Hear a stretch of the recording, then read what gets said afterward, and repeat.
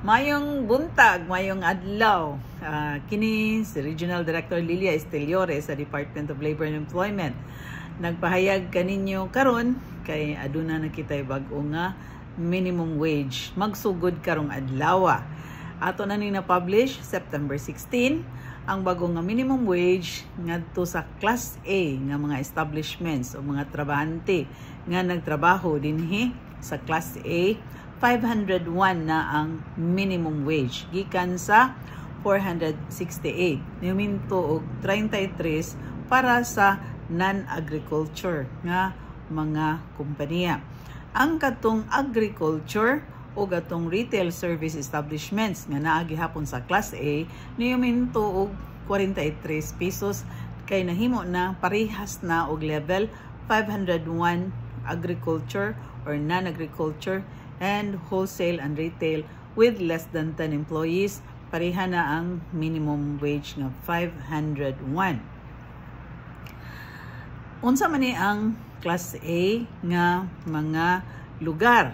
So gikan kini ngadto sa Karkar diri sa Cebu, ngadto padung sa San Fernando, Naga, Minglanilla, Talisay, Cebu City, Mandaue, Lapu-Lapu City, Cordova, Consolacion, Liloan, Compostela, Danao. No? So, kani sila tanan gitawag kini og expanded Metro Cebu. Kung naa inyong mga negosyo dinhi, kinahanglan natang uminto, sugod karong adlaw 501 pesos. Apil na ang small nga mga establishments employing less than 10 employees. Gitawag nato og mga micro establishments. However, there is the exemption that can be granted by the RTWPB or the Regional Tripartite Wages and Productivity Board. Diin kita ang maong chairman, kuyog ang NEDA nga director nga si Director Nanette Arbon og si Ma'am Jennifer sa NEDA and DTI nga Regional Director Ma'am Arbon Nanette, no? Si Ma'am Jennifer is with NEDA. Atong mga kauban pod nga labor sector representative si Attorney Diego og si Tony Quizon. And we have the management representatives nga si Attorney Tangko og si Sir Philip Tan, ang atong veterano nga for 15 years membro din ha representing management.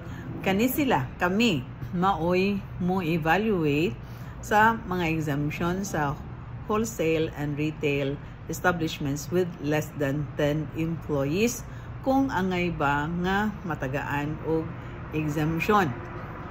November 30 ang last day, no, sa filing sa mao nga exemption. Although naapod sa DTI atong Barangay Micro Business Enterprise diin maka-file usab og exemption kung mo qualify less than 3 million and below ang ilang assets, no, dili capital ha, assets is 3 million and below. So maka-qualify gihapon as Barangay Micro Business Enterprise, ma-exempted gihapon sa minimum wage o ang trabahante o ang negosyante magsabot kung pila ang madawat nga suhulan. Of course, atog yung tanawon pod, no? Kita nga mga micro establishments, tanawon pod nato nga ang mga panginahanglanon pod, labi na gyud sa mga kugihan nga mga trabahante nga dili pod sila maglisod, no, nga makatrabaho kay wala ipliti. So atong pantan-awon nga haruhay pod, no, nga ang kinabuhi nga magmalipayon. Importante atong nakita nga ang relasyon sa amo ug sa trabahante, sa negosyante ug trabahante, maayo ang relasyon. Ikaduha nga Class B, no, nga mga lugar, mo kini ang mga city sa Bais, Bayawan, Gihulngan, Tanhay, dinhi sa NIR, no? So ang NIR nato is Negros Island Region status quo pata karon na ang wage board sa Region 7 mao pa ang nag deliberate ug mao ning among naabtan no nga ang minimum wage ni fall sila sa Class B. Apil na ang Tagbilaran dito sa Bohol ug sa Bugo, Toledo no nga mga syudad mo ng Class B. So kay ubos-ubos na Class B sila ubos ang minimum wage gikan sa 430 ginungagan og 33 nahimo na siyang 463. So apil na gihapon ang agriculture o ang wholesale retail service with less than 10 employees. Kaniadto for 25 5 pesos difference ubos-ubos sila karon pareha na sila nga 463. So kung naa ka mo gatrabaho aning mga lugara na inyong negosyo aning mga lugara sa Class B, so good karon ang minimum wage 463. So para sa minimum wage earners sa gikinahanglan nga matuman kini. Sa Class C, other municipalities, mga munisipyo nga wala nato nahisgutan sa Class A o sa Class B, ang minimum wage ni uminto na sad gikan sa 420 ginungagan og 33 pesos 453. So ato i-summarize, ang Class A 501, ang Class B is 463, and ang Class C is 453. Again, na exemptions kay ang mga wholesale retail service establishments with less than 10 employees maka-apply sila og exemption. However, if denied ang exemption, magbayad sila og interest 1% ngadto sa mga trabahante. Usa sa qualifications para ma-exempted nga kinahanglan nga previous minimum wage nag-follow sila, no? Nagtuman sila sa 468 kaniadto kung nasa Class A, 430 kung sa Class B, and 420 kung Class C. So, mo na nga mo-qualify kung nagtuman sa karaan nga minimum wage, no? Last year nga na-implement. Another pod nga mo-qualify para sa exemption kadto nga mga establishmento nga naapektuhan sa mga kalamidad. No, kaniadto adunay kalamidad nga Bagyo Odette. So motong daghang nang-apply sa kanang last year's previous minimum wage. Pero kinahanglan nga ang kalamidad nahitabo within 6 months prior to the October 2 nga minimum wage, no? So balik ta 6 months, September, we have August, July, June, May, and April. So kinahanglan nga April ang nahitabo nga mga kalamidad ngadto sa October 2 unom ka buwan aron mo qualify sa exemption. In addition sa mga kalamidad, ang kadtong human-induced nga mga calamities like mga oil spills, mga chemical spills, naapektuhan ang mga negosyo tungod niini, pwede gihapon nga mo-apply sa ato nga exemption. Again, the requirement is that they have complied the minimum wage prior to this October 2. So, if wala nag-comply sa karaan pa, so dili na siya ma-qualify sa exemption. So, they'll be paying 1% interest rate kung ma-denied ang exemption. And anong gipahibalo kini nato because we have the double indemnity law, no? Kung naikulang sa suhulan, magdubli na, no? Kung dili na to ma-implement ang 33 ang atong mabayaran sa 66 na hinuon, and we don't want companies to be entangled with labor cases, no? Kay kapoy ng mga kaso-kaso, no? So kinahanglan nga ma-implementar siya dayon, o nga aron nga dili madubli ang ato nga bayranan sa trabahante kay mosamot maalkansi na hinuon ta. Di sad ganahan nga daghan nga mga trabahante nga magmo diri mo reklamo diri sa atong opisina. So palihog gusto ta nga hapsay ang atong negosyo, una nga we would ask the generosity of the different establishments to implement the new minimum wage, which is 501 for the class A and 463 and 453 for class B and C. Ato sad nga iauhag pod ang mga trabahante, no? So atong ipahibalo kaninyo, no, that when we deliberated in the wage board, management started with 0 and workers started with 150. Hangtod nga unanimous ang atong decision sa wage board pag deliberate na mo among discuss no, nga naay duha ka buok nga very passionate nga labor representatives nga tunisgutan ganina, and the management representatives very passionate gyud. And at the same time, DTI is very DTI and NEDA is very NEDA at the same time. Kita kining ubos ninyong kauban sa dole, very dole, in the sense that we really represented our representations. No, so naay mga daghang mga debate until nga nagkaiusa kami nga 33 pesos ang ato nga uminto sa suhulan. Tingali dili ikalipay kini sa duha, no, ang mga tagiya sa kalisod karon sa negosyo, sa kadaghan nga mga lain-lain nga klase, no, nga new technology, new platform, like we have the work from home, we have a lot of competitors. So ang 33 pesos dako na siya, lisod ng negosyo ana tinuod. But at the same time, ang workers pod murag di pod siguro tingali makatagbaw, no, kay ang 33 tinuod dili pod siya solusyon, no, dili siya solusyon nga maharuhay ang atong kinabuhi. And this entails sacrifice for both. Sakripisyo gid siya sa duha, sa tagiya ug sa trabahante para sa ekonomiya sa nasod. Matod pa sa mga trabahante nga pareha ra man ta kagutom, no? Pareha ra og presyo ang Manila ngadto ngari sa Cebu, pareha ra presyo ang mga paliliton, pareha ra ang mga panginahanglan sa pamilya.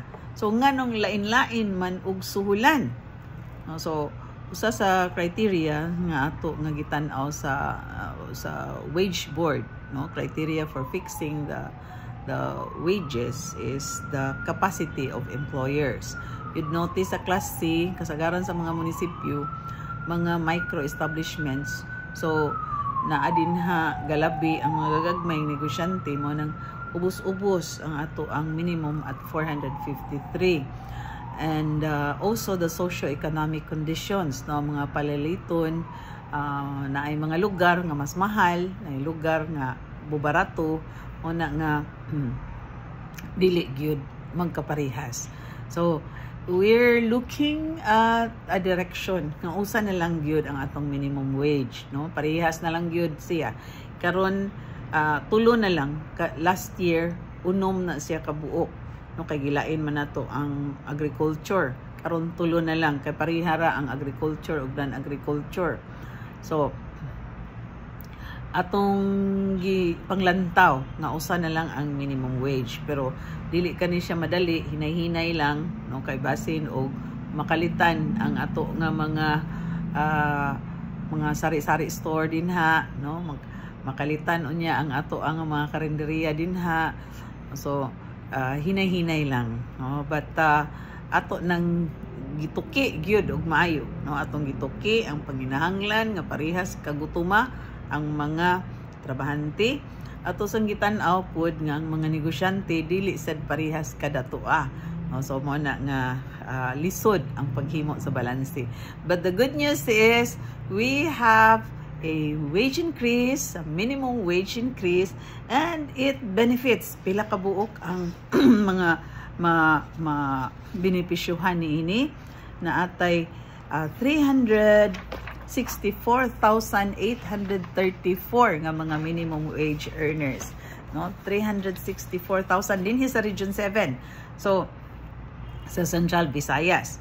And it will also benefit indirectly sa 451,719 ka mga trabahante nga labaw na sa minimum. No, ano nga indirectly affect in the sense that it will also give the workers a room, no, for the generosity of employers.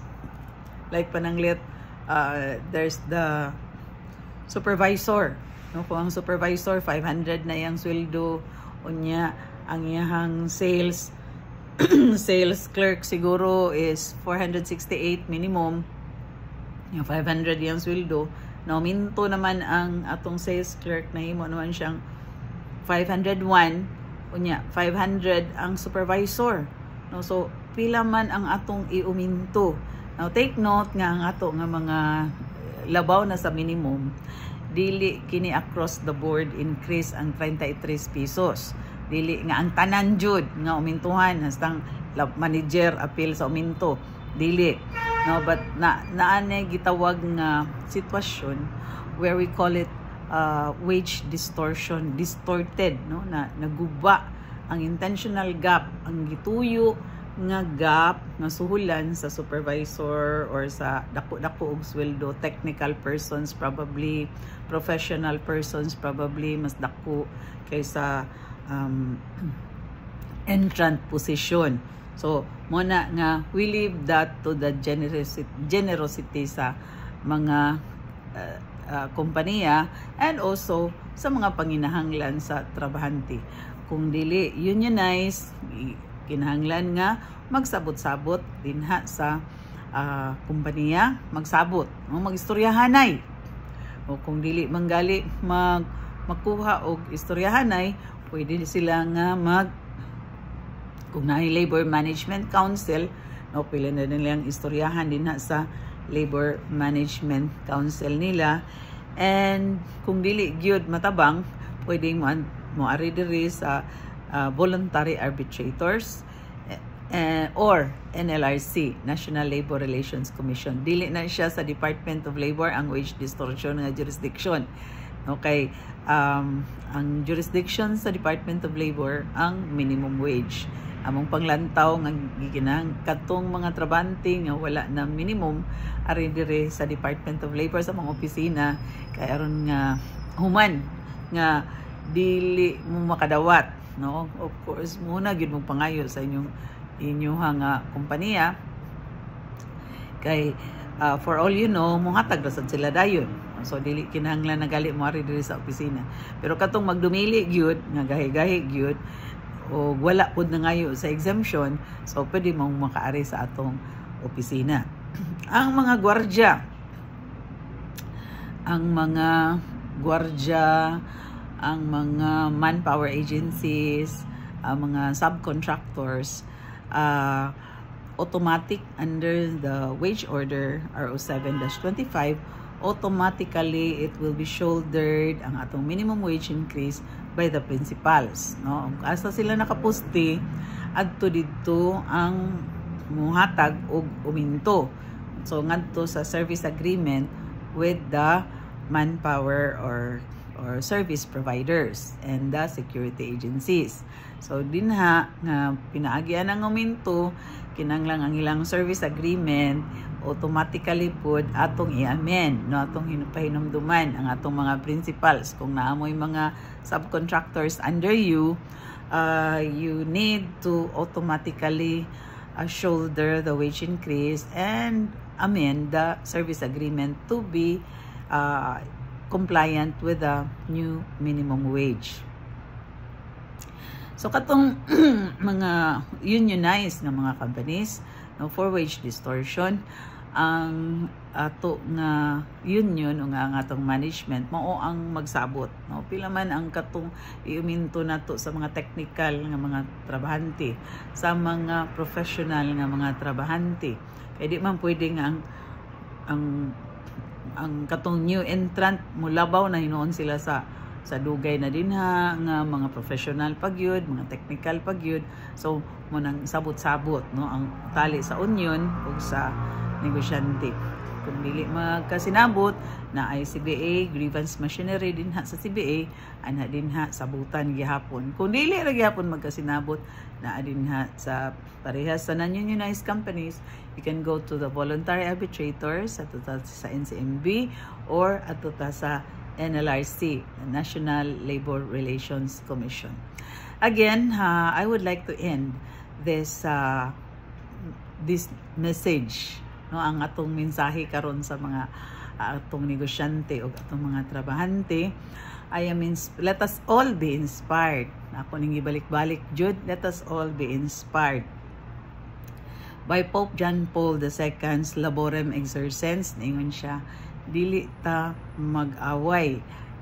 Both businessmen and the workers should not be adversarial at each other.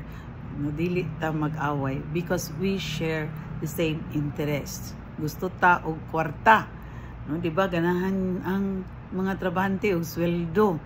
Kwarta to management is profit, and to us government, kwarta is the economy. So mo nang tripartite, no, tripartism ang atong pag-issue sa wage order kay gusto tang tanan og kwarta. Kaning kwarta, grasya ni sa Ginoo. But more than the kwarta, gusto ta nga this world becomes a better world. Mao manggali nga naay negosyo kay aron nga maatiman na eskwelahan, kay aron nga ang mga atong mga anak, no, maedukar na ay kahibalo, no. So para ang eskwelahan dili kabarog kung walay maestra. Unang naay eskwelahan, naay maestra, naay mga establishmento, naay security guard aron dili magpeligro ang atong kinabuhi, naay mga electric companies, naay mga electrician para natay kahayag. So this becomes a better world because of the business that we do, because of the workforce that we have. Kung wala ang kapital sa negosyante, walay trabaho nga mahitabo. Kung naay kapital pero wala ang trabahante, walay negosyo nga mahitabo. So let us be partners, dili ta mag-away.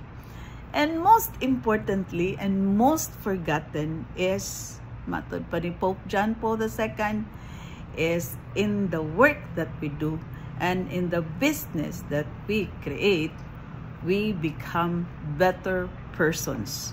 That's why we have company policies. Dili ta allowed mangawat. We're not allowed to be kanang discourteous, no? Kinahanglan mag-smile gid ta sa atong mga customers kay aron nga dagahan nga mo patronize atong product, and in the process we become kind, no? Imbis nga kuan ta rude, unta ta maahat na lang ta, we become kind, we become punctual, we become honest because of the company policies. We don't want to lose our job until it's innate to us. It's already so natural to us. Mo nang we become better persons. In the same manner that management become better persons, because management would need to be patient with the workers, labi na sa bag-o nga mga empleyado. They still need coaching, mentoring. So kinahanglan mo pasensya because we lose our employees kung dili nato tudluan. Dito na nato nga pawaon. Kinahanglan kita nga as negosyante with exercise empathy to our customers, nga galisod-lisod data sa tong customer, kinahanglan sayunon.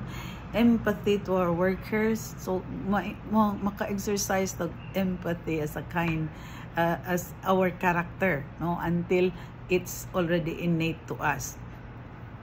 So dili na to kalimtan, no, nga kaning mga lessons atong Laborem Exercens, the three common the three common interests of both labor and management. One, to make money. Two, to make the world a better world, we become productive. Making money, we be compliant with the minimum wage and all other labor standards. And making the world a better world, we maintain industrial peace, we be productive, we give good service, we give good products, and then we become better persons. O dinhilang takutob, daghang salamat, and pasalamat. Maayong adlaw.